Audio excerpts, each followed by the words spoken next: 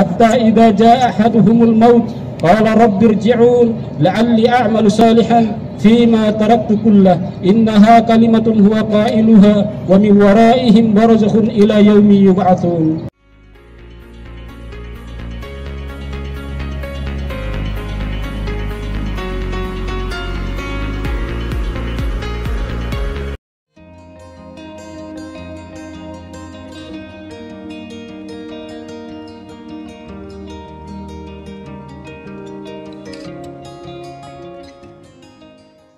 Assalamualaikum warahmatullahi wabarakatuh. Sahabat Datar Media, Hari Raya Idul Adha 1443 Hijrah yang jatuh pada tanggal 10 Juli 2022 ini sama halnya dengan Hari Raya Idul Fitri, di mana umat Islam di seluruh penjuru dunia melaksanakan rangkaian ibadah pada bulan Dzulhijjah ini.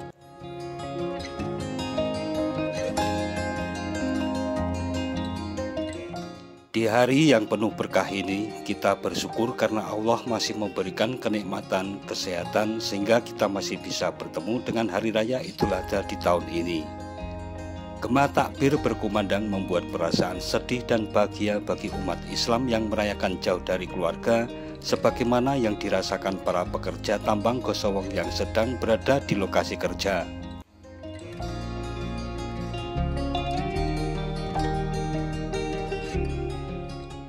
Bersyukurnya masih bisa melaksanakan sholat berjamaah bersama rekan sejawat serta mendengarkan khotbah yang disampaikan tepatnya di lapangan sepak bola Gosowong ini, sehingga bisa mengingatkan kembali tentang khasanah Islam di masa lalu.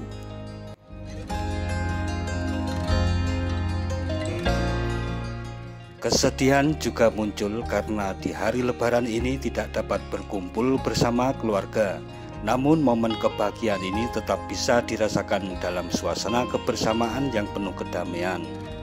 Berikut makna Hari Raya Idul Adha yang secara khidmat didengarkan dan direnungkan oleh jamaah Muslim Gosowong Goldmine.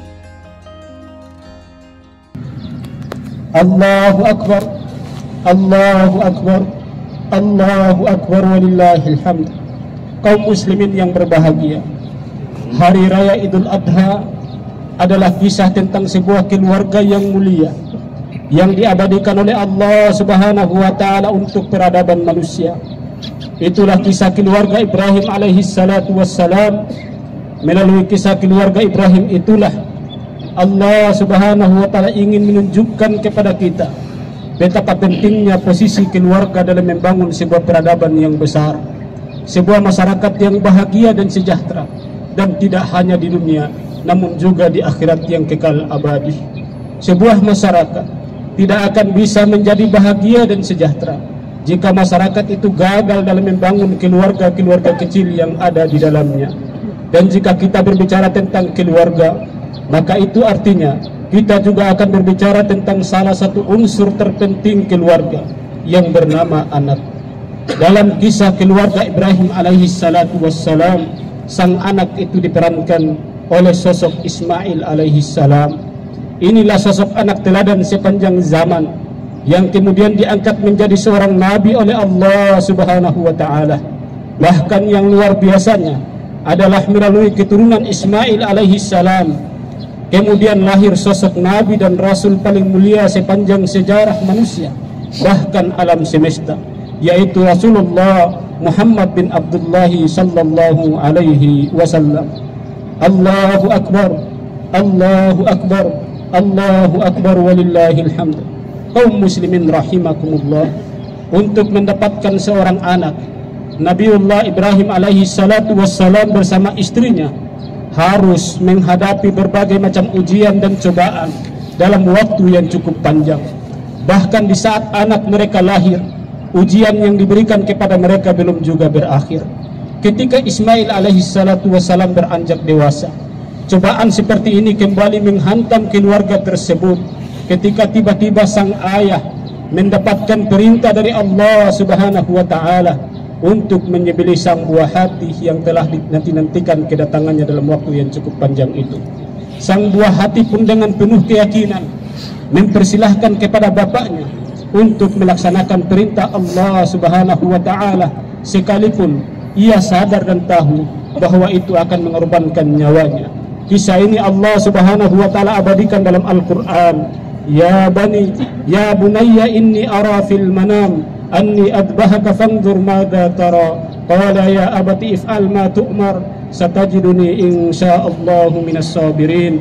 Wahai anakku, kata Ibrahim, aku melihat di dalam tidurku, aku menyembelihmu, maka pikirkanlah apa pendapatmu. Ia menjawab, wahai bapakku, kerjakanlah apa yang diperintahkan kepadamu. Insya Allah kamu akan mendapatiku termasuk orang-orang yang sabar. Kaum muslimin dan muslimat yang berbahagia, realita dan sejarah telah membuktikan bahwa Allah Subhanahu wa taala tidak pernah menyia-nyiakan hamba-hambanya yang tunduk kepada seluruh perintah dan syariat yang memang ia turunkan. Kita pun membaca sejarah bahwa ternyata Hajar tidak mati kelaparan dan kehausan di tengah padang kerontang itu, bahkan karena ketundukan dan kepatuhannya serta keyakinannya, Allah Subhanahu wa taala mengalirkan air Zam-Zam yang terus-menerus mengalir tanpa henti hingga sekarang ini. Bahkan kita bisa menyaksikan Mekah yang tadinya adalah lembah yang tandus sekarang menjadi kota yang sangat indah, di mana dedaunan dan jenis bunga-bungaan di setiap sudut menghiasi kota Makkah. Dan ini merupakan hasil dan buah kesabaran dalam menghadapi berbagai macam cobaan yang Allah berikan kepada mereka. Allahu Akbar, Allahu Akbar, Allahu Akbar, walillahil hamd. Ini hanyalah satu dari ribuan bukti bahwa Allah Subhanahu wa taala tidak akan menyia-nyiakan siapapun dari hambanya yang tunduk, yang patuh, yang berserah diri, yang bertawakal dan menjalankan semua perintah Allah dan syariat Allah Subhanahu wa taala. Oleh sebab itu kaum muslimin yang berbahagia, salah satu hikmah dari Idul Adha adalah peningkatan ketaatan dan takwa kepada Allah Subhanahu wa taala. Jika kita menilik kembali keluarga Ibrahim alaihi salam, maka yang menjadi sangat tampak dan jelas adalah ketaatan dan takwa tersebut. Ibrahim adalah seorang ayah yang taat dan bertakwa. Ismail adalah putra yang patuh dan taat, sedang Hajar sebagai istri yang solehah adalah pribadi yang taat dan takwa. Alangkah butuhnya kita terhadap pribadi-pribadi seperti mereka. Secara khusus pada kesempatan yang mulia ini, kami menghimbau kepada para wanita muslimah, jagalah benteng yang diamanahkan kepada Anda dengan mengindahkan seluruh syariat dan perintah yang ditetapkan Allah Subhanahu wa taala kepada diri Anda. Jadikanlah jilbab sebagai busana kebanggaan dan kemuliaan Anda. Jangan mempermurah nilai Anda dengan mengumbar aurat dan mencari perhatian, dengan memamerkan kecantikan palsu yang tidak abadi itu. Jadikanlah diri Anda sebagai benteng-benteng Islam yang siap mengorbankan apa saja demi agama dan bangsa ini, sebagaimana Hajar, dan jangan justru menjadi penyebab hancurnya kaum muslimin dan bangsa yang kita cintai ini. Allahu Akbar, Allahu Akbar, Allahu Akbar, walillahil hamd. Kaum muslimin dan muslimat yang berbahagia, untuk melengkapi amalan-amalan yang sudah kita laksanakan, maka ada beberapa hal yang perlu untuk kita renungkan dan perhatikan serta berusaha untuk mengamalkannya. Yang pertama, bahwa setiap orang akan menuai serta mendapatkan apa yang telah ia kerjakan selama hidup di dunia ini. Barangkali kita telah lupa terhadap apa yang telah kita lakukan di masa lalu, baik itu kebaikan atau keburukan, dosa dan kemaksiatan. Manusia boleh saja lupa atau melupakan apa yang telah ia kerjakan. Namun kita harus sadar, yang pasti tidak satu pun dari gerak-gerik kita, dalam ucapan kita, kecuali dicatat dan direkam oleh malaikat Allah Subhanahu wa taala. Allah Subhanahu wa taala menegaskan hal tersebut dalam Al-Qur'an. Idh yatalaqqal mutalaqiyani 'anil yamini wa 'anil shimali qa'id. Ma yalfidhu min qawlin illa ladayhi raqibun 'atid. Wa ja'at sakratul mauti bil haqq. Dzalika ma kunta minhu tahid.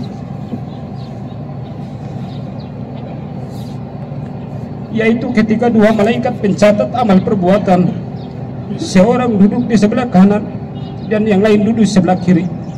Tiada satu ucapan pun yang diucapkannya, melainkan ada di dekat malaikat pengawas yang selalu hadir. Dan datanglah sakratul maut dengan sebenar-benarnya. Itulah yang kalian selalu lari darinya. Allahu Akbar, Allahu Akbar, Allahu Akbar, walillahil hamd. Kelak di hari kiamat jemaah sekalian, setiap orang akan melihat rekaman dari perbuatannya selama di dunia ini. Tidak satu pun yang dapat mengelak masing-masing diliputi kegundahan dan kesedihan serta rasa takut, kecuali orang-orang mukmin yang beriman kepada Allah. Maka mereka mendapatkan curahan rahmat dari Allah Subhanahu wa taala disebabkan ketaatan mereka kepada-Nya, dan juga karena mereka selalu mengikuti Rasulullah Muhammad sallallahu alaihi wasallam.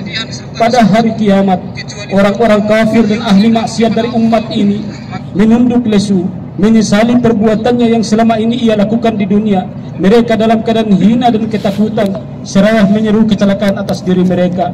Wa wudi'al kitabu fataral mujrimina musfiqina mimma fihi wa yaquluna ya waylatana ma li hadzal kitab la yughadiru saghiratan wala kabiratan illa ahsaha wa wajadu ma 'amilu hadira wa la yadhlimu rabbuka ahada. Dan diletakkanlah kitab, lalu kamu akan melihat orang-orang bersalah ketakutan terhadap apa yang tertulis di dalamnya, dan mereka berkata, celakalah kami, celakalah kami. Kitab apakah ini yang tidak meninggalkan yang kecil maupun yang besar, melainkan semuanya tercatat di dalamnya, dan mereka dapati apa yang telah mereka kerjakan ada tertulis, dan Tuhanmu tidak menganiaya seorang pun.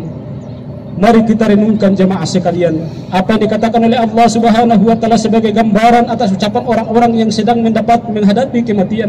Hatta idza jaa ahaduhumul maut qala rabbirji'un la'alli a'malu salihan fima taraktu kullah innaha kalimatun huwa qailuha wa min waraihim barzakhun ila yaumi yub'atsun. Hingga apabila datang kematian kepada seorang di antara mereka, dia berkata, ya Tuhanku, kembalikanlah aku ke dunia agar aku berbuat amal saleh terhadap yang telah aku tinggalkan. Sekali-kali tidak. Sesungguhnya itu adalah perkataan yang diucapkan saja, dan di hadapan mereka ada dinding sampai hari mereka dibangkitkan. Kemudian renungan yang kedua jamaah sekalian adalah al-isti'dadu li muqabalatil maut, mempersiapkan diri untuk menghadapi kematian. Allahu akbar, Allahu akbar, Allahu akbar walillahil hamd. Pernahkah kita membayangkan kalau diri kita sedang berada di atas ranjang kematian, apa yang kita perbuat kala itu? Sebuah pertanyaan yang harus dijawab oleh semua manusia yang masih hidup. Lalu bagaimanakah keadaan detik-detik terakhir dari nafas kita yang akan berlalu itu?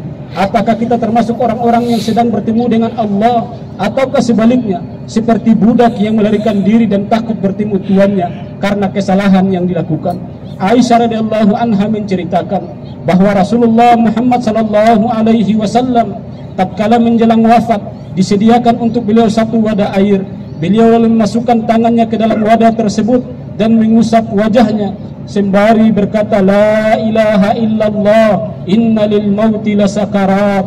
Sesungguhnya tiada Tuhan yang berhak disembah dan pada kematian itu terdapat rasa sakit. Kemudian beliau mengatakan fir rafiqil a'la, berada di tempat yang tinggi, dan beliau diwafatkan oleh Allah Subhanahu wa taala.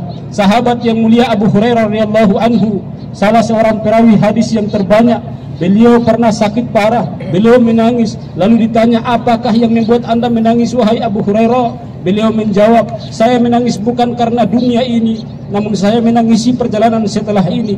Bekalku yang sangat sedikit, lalu saya akan menapaki tempat yang menanjak lagi amat luas, sementara saya tidak tahu akankah dimasukkan ke dalam surga atau neraka. Allahu akbar, Allahu akbar, Allahu akbar walillahil hamd.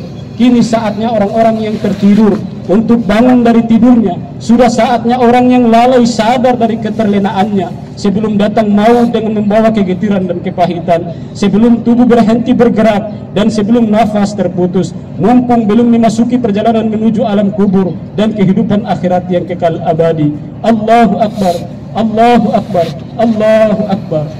Kemudian renungan yang ketiga, dalam melaksanakan berbagai macam amalan jemaah sekalian, jangan sampai amalan-amalan kita itu tercampur dengan kesyirikan, karena tidak ada dosa yang paling besar dalam hidup ini kecuali dosa kesyirikan kepada Allah Subhanahu wa taala atau berbuat syirik kepada Allah Subhanahu wa taala. Kemudian yang terakhir, amalan yang terakhir yang harus menjadi bahan renungan bagi kita dan kita berusaha untuk menghidupkan dalam hidup ini sampai ajal datang menjemput kita adalah al-ihtimamu bis shalah, memperhatikan salat 5 waktu kita.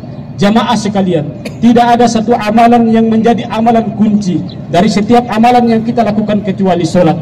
Bahkan Nabi sallallahu alaihi wasallam dalam hadisnya beliau mengatakan, inna awwala ma yuhasabu bihil abdi yaumal qiyamah min amalihi salatuhu.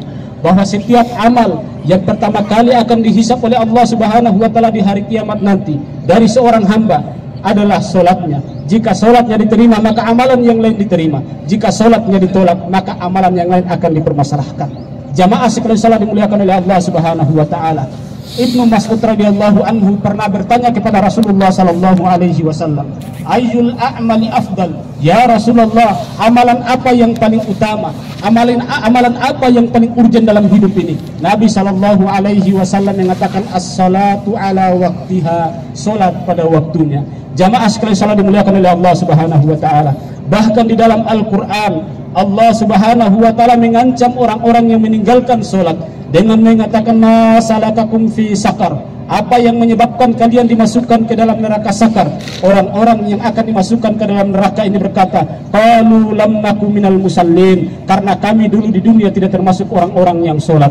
Nabi sallallahu alaihi wasallam jamaah sekalian telah mendapatkan jaminan surga dari Allah Subhanahu wa taala, namun beliau masih melakukan sholat, bahkan sampai kaki beliau bengkak. Istri beliau pernah menegur, "Ya Rasulullah, bukankah Allah telah memberikan jaminan berupa penghapusan dosa untukmu? Bukankah Allah telah memberikan jaminan untuk dimasukkan engkau ke dalam surga? Kenapa engkau masih sholat sampai kaki bengkak?" Beliau sallallahu alaihi wasallam mengatakan, "Afala akunu abdan syakura?" Bukankah kalau Allah telah memberikan jaminan kepada saya untuk semua itu, tidak pantaskah kemudian saya lebih bersyukur kepada Allah dengan memperbanyak ibadah saya kepadanya? Jamaah sekalian salat dimuliakan oleh Allah Subhanahu wa taala, sementara kita tidak mendapatkan jaminan apa-apa dari Allah Subhanahu wa taala, maka kita wajib menjadikan setiap kisah, setiap perilaku Nabi sallallahu alaihi wasallam sebagai motivasi untuk diri kita yang lemah dan penuh dengan dosa ini. Ma'asyiral muslimin, jamaah sekalian insyaallah dimuliakan oleh Allah Subhanahu wa taala. Dan sekali lagi kepada para wanita muslimah, jagalah benteng yang diamanahkan kepada Anda dengan mengindahkan seluruh syariat dan aturan ditetapkan oleh Allah Subhanahu wa taala kepada diri Anda. Jadikanlah jublah sekali lagi sebagai busana kebanggaan dan kemuliaan Anda. Jangan mempermurah nilai Anda dengan mengumbar aurat dan mencari perhatian, dengan memamerkan kecantikan tubuh yang tidak abadi itu. Jadikanlah diri Anda sebagai benteng-benteng Islam yang siap mengorbankan apa saja demi agama dan bangsa ini, dan jangan justru menjadi penyebab hancurnya kaum muslimin dan bangsa. Allahu Akbar, Allahu Akbar, Allahu Akbar walillahil hamd. Akhirnya dalam suasana yang khidmat dan syahdu ini, mari kita menundukkan hati, serayah memanjatkan doa kepada Allah yang selalu mencintai hamba-hambanya yang meminta kepadanya.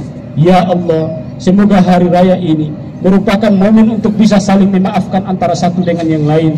Marilah kita renungkan sabda junjungan dan panutan kita Muhammad sallallahu alaihi wasallam, la yadkhulul jannah qati'ur rahim, tidak akan masuk surga orang yang suka memutuskan hubungan silaturahim. Kalau kita punya sangkutan paut kepada orang lain, marilah kita mencoba dan memberanikan diri untuk meminta kehalalannya. Mari kita mencari jalan keluar yang diridai oleh Allah Subhanahu wa taala. Semoga Allah menyudahi dan menutup hidup kita dengan kebaikan, amin ya rabbal alamin. Ya Allah, Engkau tentu Maha tahu, Maha mendengar dan Maha melihat tingkah laku, dosa dan kemaksiatan kami. Ya Allah, alangkah nistanya kami, alangkah tak bernilainya kami di hadapan-Mu, alangkah besarnya kedurhakaan kami terhadap-Mu, alangkah tebalnya dinding-dinding jiwa kami untuk merenungkan peringatan-Mu. Namun ya Allah, kami punya keyakinan bahwa kasih sayang-Mu teramat dalam, ampunan-Mu tak bertepi, dan rahmat-Mu tak berpenghujung. Maka dari itu, limpahkanlah ampunan-Mu kepada kami, tutupilah aib-aib kami, lindungilah kami dari kejahatan diri kami sendiri. Ya Allah, jika tidak kepada-Mu, kepada siapa kami akan memohon ampunan? Maka ampunilah kami. Ya Allah, limpahkanlah pula ampunan-Mu yang teramat luas itu kepada ibu-ibu kami yang merenggang nyawa saat melahirkan kami, dan kepada ayah-ayah kami yang tak terkenal lelah membiarkan wajahnya dipenuhi keringat mencari nafkah untuk kami. Ampunilah mereka, kasihanilah mereka. Ya Allah, ya Tuhan yang Maha Pengasih. Ya Allah, selamatkanlah negeri ini dari berbagai macam musibah. Berikan hidayah kepada para pemimpinnya untuk menyadari bahwa tidak ada hukum yang terbaik selain yang Engkau turunkan. Berikan mereka kemauan dan keinginan untuk dan kemampuan untuk menegakkan aturan tersebut. Ya Allah, kabulkanlah doa-doa kami, karena hanya Engkaulah yang dapat mengabulkannya. Sesungguhnya Engkau Maha mendengar lagi Maha mengetahui. Rabbana zalamna anfusana wa illam taghfir lana lanakunanna minal khasirin. Allahumma inna nas'alukal huda wat tuqa wal afafa wal ghina. Allahumma inna na'udzubika min adzabi jahannam wa min adzabil qabri wa min fitnatil mahya wal mamat wa min syarri fitnatil masiihid dajjal. Allahumma ansuril mujahidin fi kulli makan wa ahlikil kafarata wal musyrikin. Rabbana atina fid dunya hasanah wa fil akhirati hasanah wa qina adzabannar. Subhana rabbika rabbil izzati amma yasifun wa salamun alal mursalin walhamdulillahi rabbil alamin. Wassalamualaikum warahmatullahi wabarakatuh.